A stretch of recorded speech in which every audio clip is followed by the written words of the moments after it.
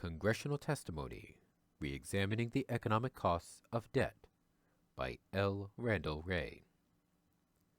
Section 8. Debt and Interest Rates.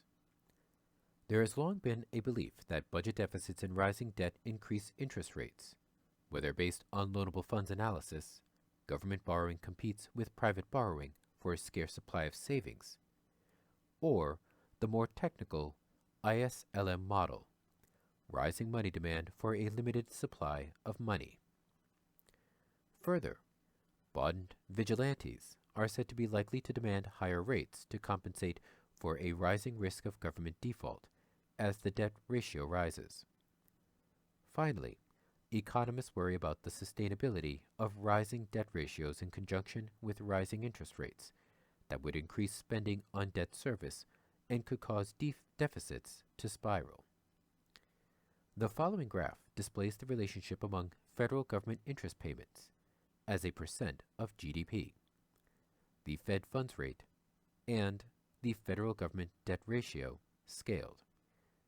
The correlation between the debt ratio and the Fed funds rate appears to be somewhat negative, with a falling debt ratio from 1955 associated with a generally rising Fed funds rate, and with a rising debt ratio from the late 1980s associated with a generally falling Fed funds rate.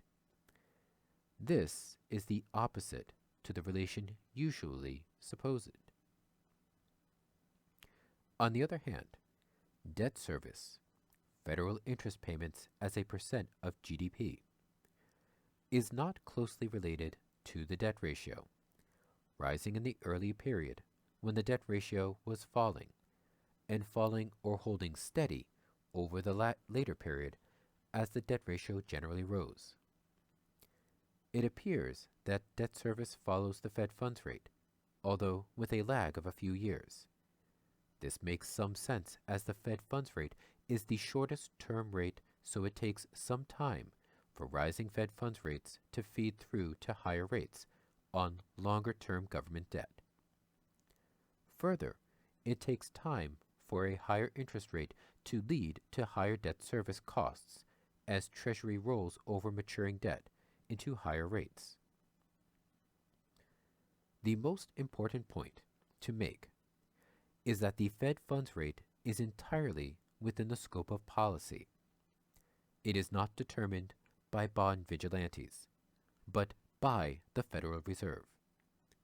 Since interest payments on the debt are strongly related to the Fed funds rate, a major determinant of the sustainability of a rising debt ratio is Federal Reserve policy.